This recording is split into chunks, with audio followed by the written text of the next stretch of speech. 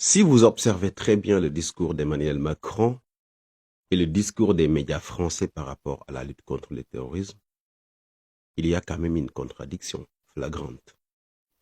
Parce que moi, je vois Emmanuel Macron qui veut nous faire croire ou faire croire aux Africains que l'unique solution pour lutter contre le terrorisme en Afrique, c'est de coopérer avec la France.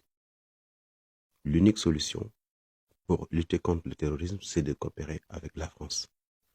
Au même moment, c'est les médias français qui sont aujourd'hui les médias relais des terroristes, qui vont à la rencontre des terroristes, qui les permettent de diffuser leurs messages de propagande et qui leur permettent aussi d'avoir accès à des plateaux pour non seulement dénigrer la résistance malienne, la résistance africaine de manière plus globale, et aussi d'étaler leurs plans. Au même moment, Macron, lui, nous fait croire que sans l'idée du sauveur Emmanuel Macron, sans son intervention, il n'y aura point de victoire contre le terrorisme en Afrique. Ce qui est totalement incompréhensible pour nous les Africains.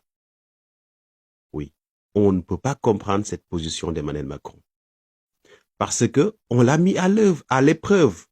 Macron était à l'épreuve, la France était à l'épreuve de la lutte contre le terrorisme pendant 10 ans. On connaît tous le résultat.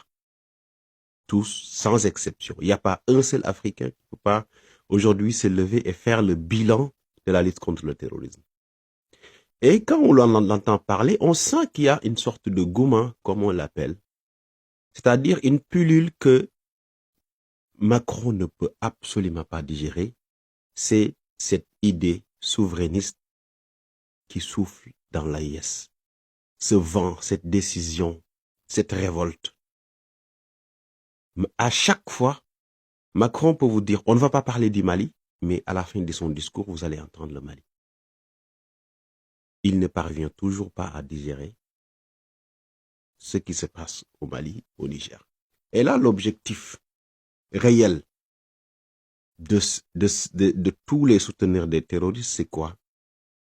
Faire plier le Mali et dire aux autres, faites ce que je veux, sinon, je vais vous mettre ou bien vous serez ce qu'est le Mali.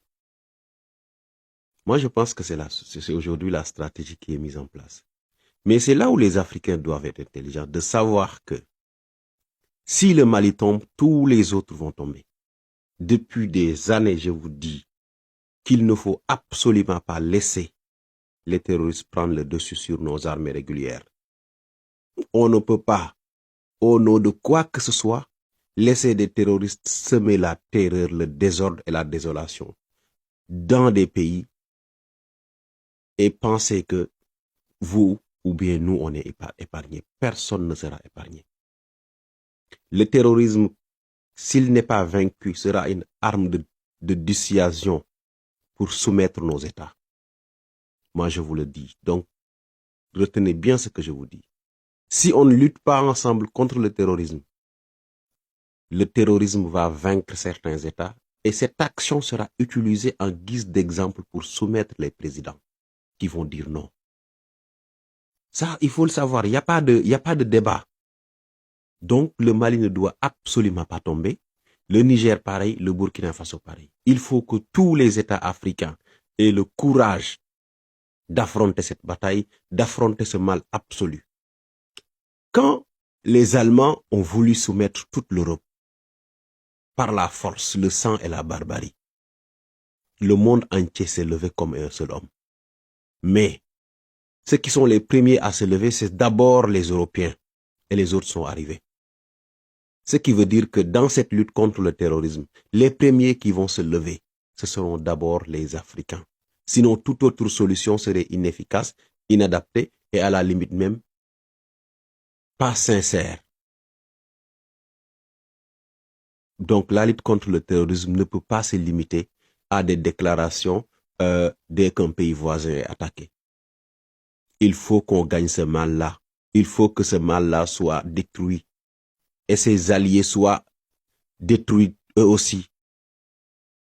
Mais j'ai l'impression que les chefs d'État africains n'ont toujours pas compris Et quand ils comprendront, ce sera trop tard parce que ce sera quand ils seront eux-mêmes menacés. Tant que les Africains, les chefs d'État africains, leur propre fauteuil n'est pas menacé, ils ne prennent jamais au sérieux le mal qui plane sur leur pays. Jamais. Et c'est ce que nous sommes en train de vivre actuellement.